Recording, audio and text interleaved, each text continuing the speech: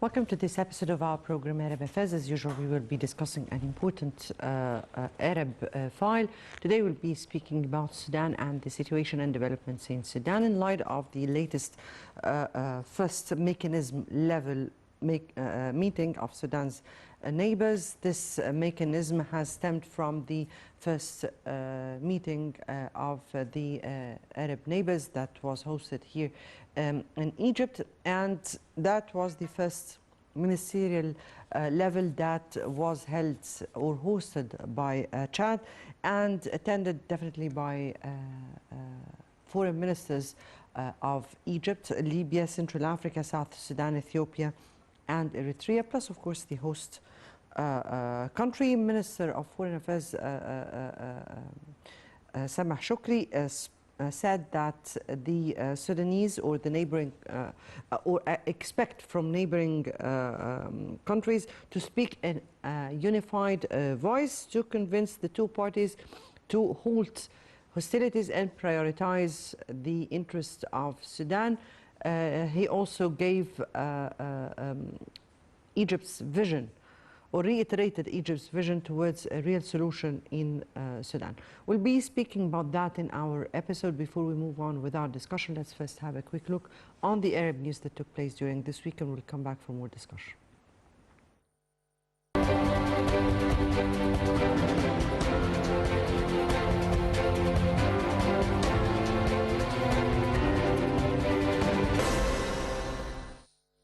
In the new Al-Ain city, President Abdel Fattah al-Sisi met with Bahraini King Hamad bin Isa Al Khalifa.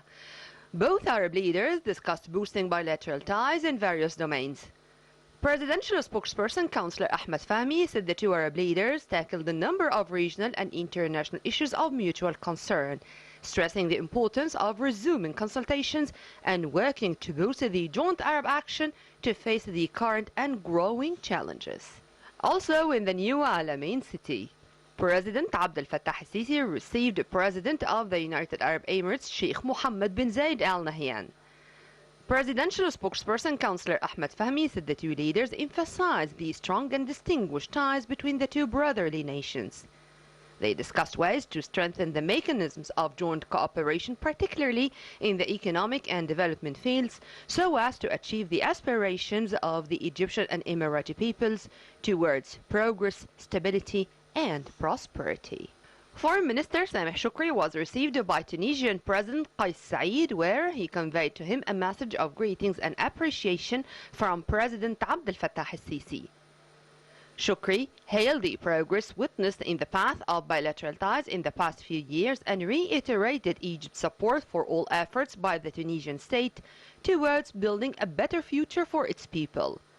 The Tunisian leader, for his part, asserted his country's willingness to promote ties with Egypt to broader horizons for the greater good of the Egyptian and the Tunisian peoples.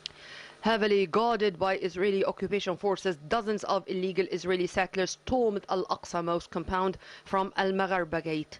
The illegal settlers held provocative tours at the mosque courtyards and performed religious rituals at its eastern section adjacent to Bab al-Rahma prayer place. In another development, the Palestinian War Prisoners Authority called on international institutions and human rights organizations to immediately intervene for halting repeated violations against Palestinians detained at the occupation authorities' prisons.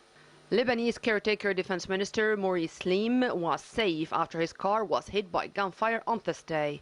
Slim's vehicle was traveling in Jisr al-Bashra neighborhood on the southeast edge of the capital Beirut on Thursday afternoon when bullets hit a window of his car. Lebanese Interior Minister said that security services were investigating the incident to determine whether it was a targeted attack or the result of stray bullets. A separate security source said the bullets were strays and denied there had been any attempt on Slim's life. Tunisia and Libya agreed on Thursday to share responsibility for providing shelter for hundreds of migrants stranded for up to a month at their border after dozens died in the desert. The migrants, primarily from sub-Saharan African countries, had been driven to the remote desert area of Ras Jdir by Tunisian authorities and left there to fend for themselves, according to witnesses, rights groups and UN agencies. 8 groups and 3 groups of about 300 migrants in total from sub-Saharan African countries remain stranded there in life-threatening conditions.